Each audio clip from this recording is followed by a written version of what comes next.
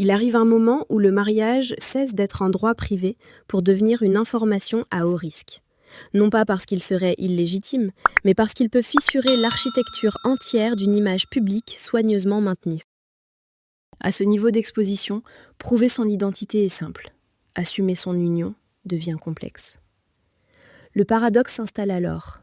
Ce qui fonde une vie doit être dissimulé plus strictement que ce qui l'identifie officiellement. Le mariage n'est plus un événement, mais une donnée à protéger. Un mariage peut être parfaitement légal et pourtant traité comme une information dangereuse. Non parce qu'il enfreint une règle, mais parce qu'il déclenche des lectures incontrôlables. Dès qu'il est connu, il appelle des interprétations, des projections, des récits parasites. L'union n'est plus un fait intime, elle devient un nœud de conséquences potentielles. Dans ce cadre, se marier signifie immédiatement penser en termes de fuite d'informations. Qui sait ? Qui pourrait parler ? Quelles traces reste-t-il ? Le mariage est placé au même niveau de vigilance qu'un document administratif critique. Il doit être compartimenté, protégé, neutralisé dans ses effets publics. Non pour être nié, mais pour rester opérant sans interférence. Cette logique transforme radicalement le sens de l'union. Le mariage ne sert plus à officialiser un lien, il sert à stabiliser une vie tout en empêchant sa circulation symbolique. Il n'est pas conçu pour être reconnu, mais pour fonctionner en silence. Sa réussite ne se mesure pas à sa visibilité, mais à sa capacité à ne produire aucun signal exploitable. Ce déplacement est épuisant parce qu'il est constant. Le mariage n'est jamais acquis. Il doit être maintenu dans un état de non-apparition. Chaque décision quotidienne est filtrée par une question simple et brutale. Est-ce que cela pourrait révéler quelque chose ? L'union devient alors un centre de gravité invisible autour duquel tout doit s'organiser. On ne cache pas un mariage par un simple silence. On le cache par une structure. La dissimulation devient systémique. Elle concerne les horaires, les espaces, les habitudes, les absences. Rien n'est laissé au hasard, parce que le hasard produit des indices. Le mariage ne vit pas dans l'ombre, il vit dans une architecture conçue pour qu'aucune ombre ne se projette. Cette organisation transforme la vie privée en dispositif. Aimer ne suffit plus, il faut prévoir. Partager ne suffit plus, il faut segmenter. Le mariage impose une discipline qui dépasse la relation elle-même. Il exige une cohérence parfaite entre ce qui est vécu et ce qui est montré, ou plutôt entre ce qui est vécu et ce qui ne doit jamais être montré. La difficulté majeure n'est pas la dissimulation elle-même, mais sa durée. Rien n'est temporaire. Il n'y a pas de moment où l'on pourra relâcher. Le mariage caché est pensé pour durer, ce qui signifie que la vigilance devient une seconde nature. L'attention ne se désactive jamais complètement. Elle s'installe comme un bruit de fond permanent. Dans ce contexte, le mariage cesse d'être un refuge. Il n'est pas un lieu où l'on se repose du monde, mais un espace qui doit être protégé du monde en permanence. Cette protection ne produit aucune reconnaissance extérieure.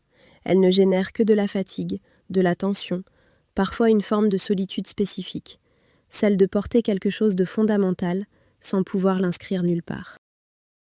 Ainsi, la dissimulation n'est plus un choix ponctuel, mais un mode d'existence.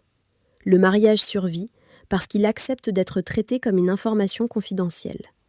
Il tient parce qu'il se plie à une logique qui n'est pas affective, mais structurelle.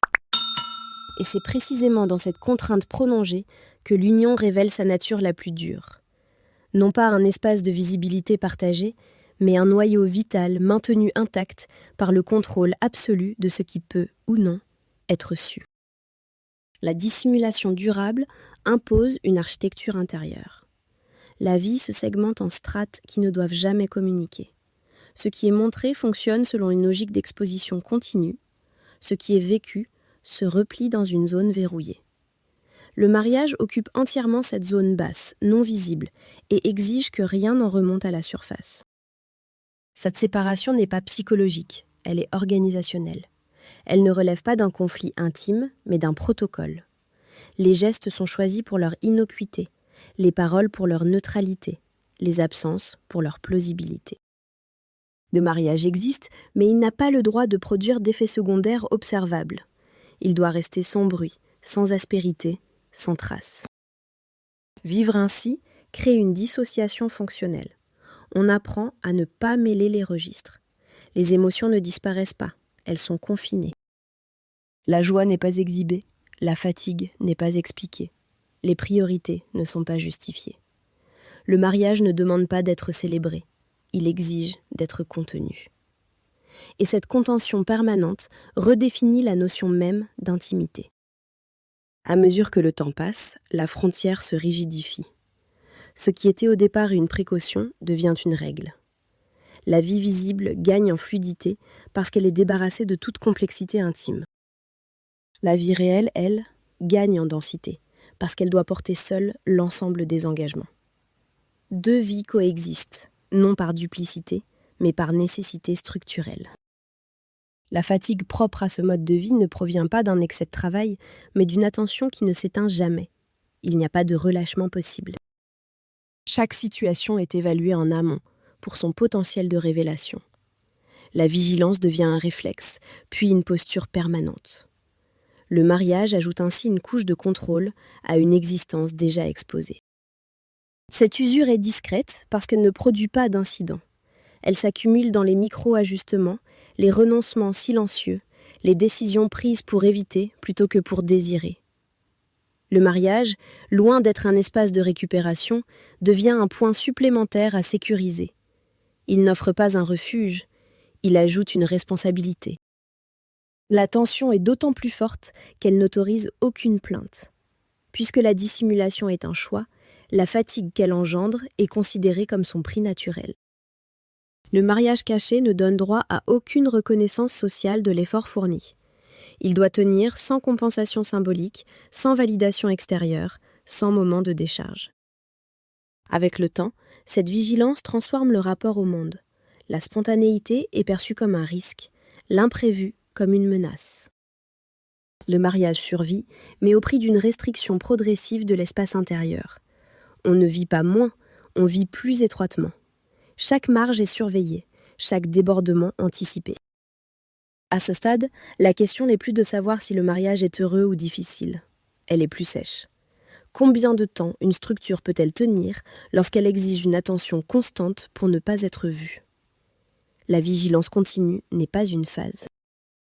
Elle devient un état durable, un mode d'être. Et c'est dans cette endurance silencieuse que le mariage révèle son poids réel. Non pas celui d'un engagement affectif, mais celui d'une contrainte intégrée, portée sans témoin, jour après jour. La grossesse introduit une donnée que la dissimulation ne peut pas entièrement absorber. Le corps cesse d'être un support neutre, il devient un calendrier visible. Là où le mariage pouvait rester conceptuel, la grossesse impose une matérialité irréductible. Le temps biologique avance sans tenir compte des protocoles de confidentialité. Il transforme, il marque, il oblige à réorganiser. À partir de ce point, le secret change de régime.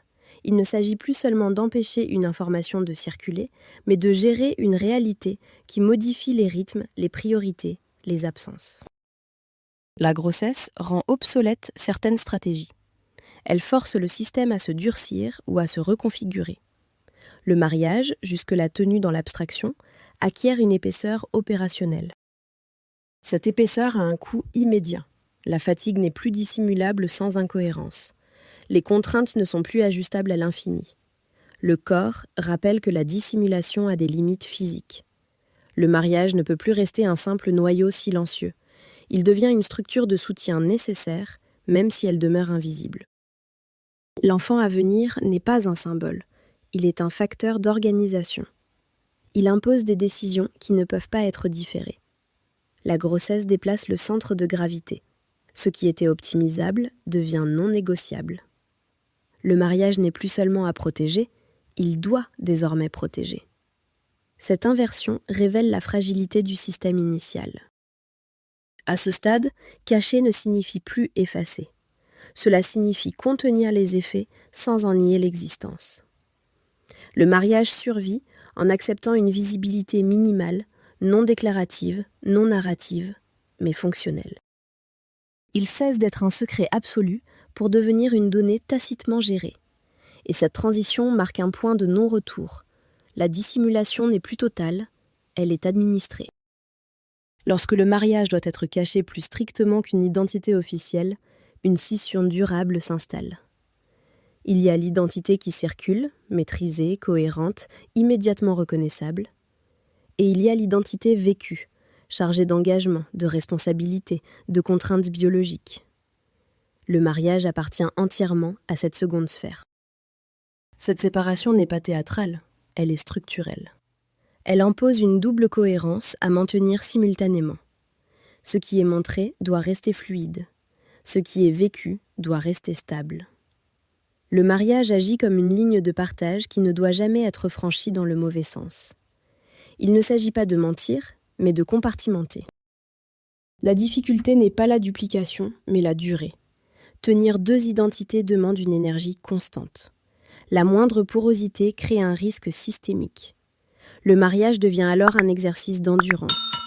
Il tient parce qu'il accepte de rester hors récit, hors reconnaissance, hors validation. Il se maintient par la rigueur, non par l'élan. Avec le temps, cette configuration produit une forme de lucidité froide.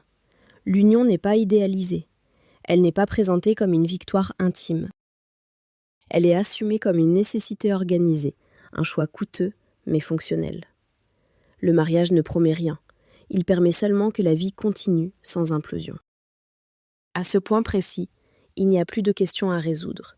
Il n'y a qu'un équilibre à maintenir. Le mariage n'a pas besoin d'être vu pour être réel. Il a seulement besoin d'être tenu, protégé, ajusté, dans un monde où la visibilité est une force centrifuge. Et dans cette résistance silencieuse, il révèle sa vérité la plus nue. Non pas unir pour apparaître, mais unir pour durer sans être absorbé. Ce mariage n'a jamais eu vocation à être raconté. Il a été conçu pour tenir dans un environnement où la visibilité détruit ce qu'elle touche. Plus discret qu'un état civil, plus protégé qu'une identité officielle, il a fonctionné comme une condition d'équilibre plutôt que comme une promesse. Rien n'y est héroïque. Tout y est calculé, ajusté, maintenu. Il ne reste pas une vérité à révéler, ni un aveu à formuler. Il reste une structure qui a permis à la vie de continuer sans se laisser dissoudre par l'exposition. Le mariage ici n'a pas servi à apparaître ensemble, mais à survivre séparément dans un même monde. Et c'est peut-être dans cette retenue extrême, dans cette existence tenue hors récit, que se trouve sa forme la plus dure et la plus réelle.